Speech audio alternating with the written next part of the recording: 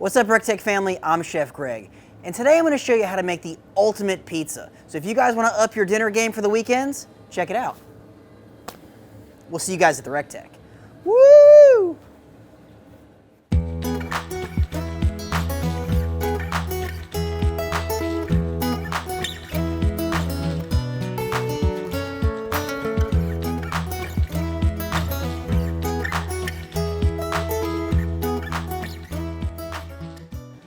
All right, you guys can take the cheat and buy the store at your favorite pizzeria or your local grocery store, but I like to step it up a little bit and make the dough from scratch. It couldn't be any easier.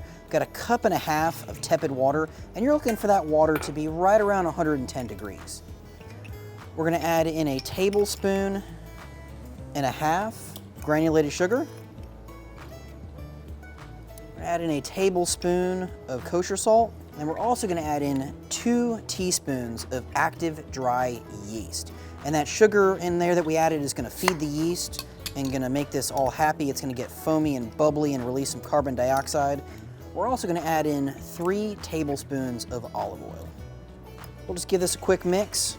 And we're gonna allow this to sit in a nice warm place for about 5 to 10 minutes until that yeast is foamy and bubbly and looking good. We're gonna add in 3.5 cups of flour. And today we're using bread flour. And the reason why we're using bread flour is we wanna have a higher protein count in that flour. And that's gonna give that dough some really good elasticity and chew and be a really good pizza dough. Now, depending on the type of flour and the humidity in your environment, you might need a little bit more flour, but 3.5 cups is a good place to start. I like to wear a nitrile glove, mix it by hand, that way if it gets sticky, it comes off super easy.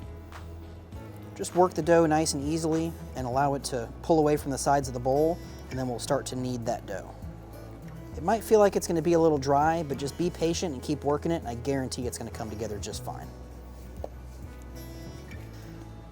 All right, when I'm kneading the dough, I like to use my bare hands, and that way I can feel how sticky and or dry that dough is. So to make your dough not stick, go ahead and flour up your hands, add that dough, and we'll start to knead it. So when you knead, what you're gonna do is you're gonna kind of pull over and then use the palm of your hand and push down. So if you have 2 hands, you're gonna lift up and turn and use the palm of your hands. You can see that dough's not sticking to my hands. That flour is gonna do really nice. And if it gets a little sticky on you, just take a little bit more flour, just kind of sprinkle it over the top.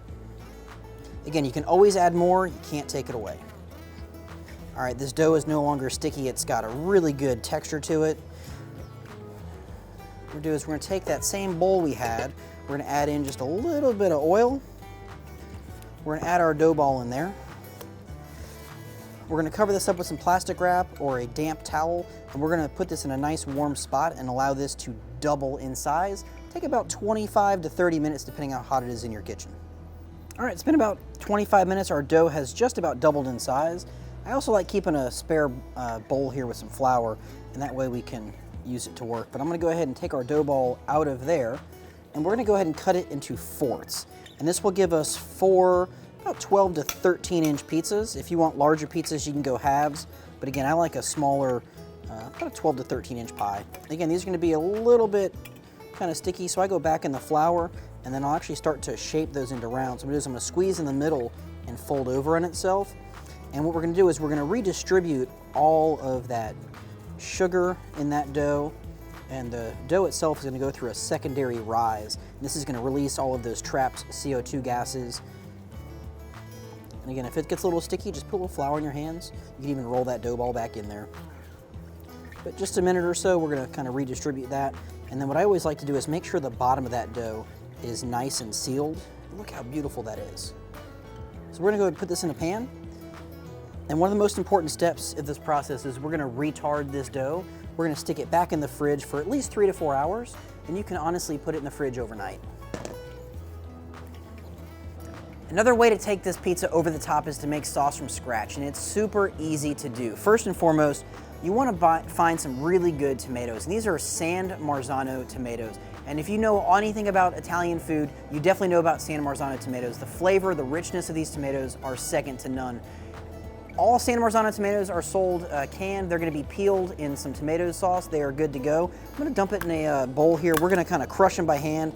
We're gonna rip up some basil. We're gonna add some fresh chopped garlic.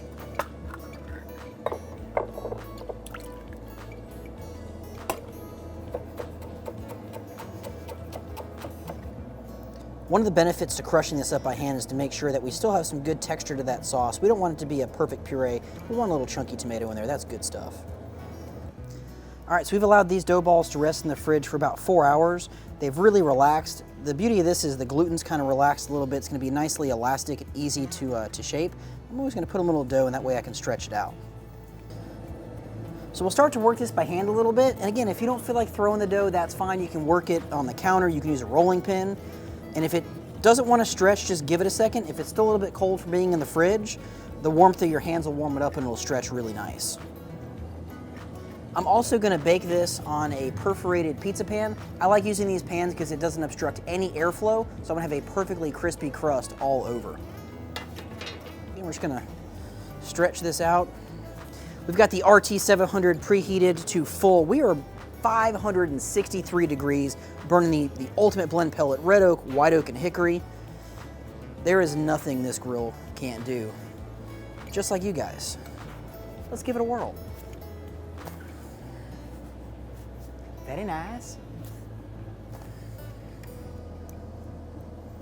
Add just a little bit of sauce on there. And again, it wouldn't be Italian if we didn't add some of that Colden's freaking Greek just right over the top.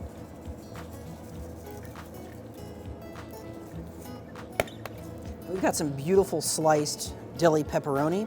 Put that on the bottom here, and that's gonna keep all that delicious flavor trapped between the cheese and the crust. We're gonna top it off with some shredded mozzarella and just make it rain. It's a great job for the kids. Get them in the kitchen, clean out the pantry. I mean, it is pizza night after all. This pizza is ready for the RT700. It's gonna take about 8 minutes to cook. Don't walk away, it's gonna be super quick. Here we go, guys.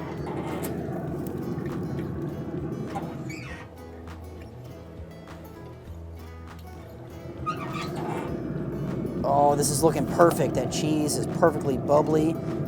Crust is nice and golden brown. We'll let this sit for about 2-3 minutes before we slice it up. It is napalm on the inside. We can't eat it right now anyway, so let's just let it rest. I'm not gonna lie, I'm a little impatient. Let's go ahead and get it cut up.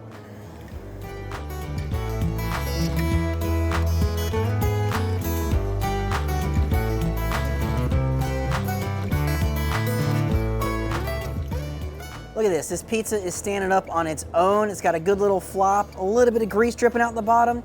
I love making pizza on my recteq. You guys should too. Check out this recipe, you won't be disappointed.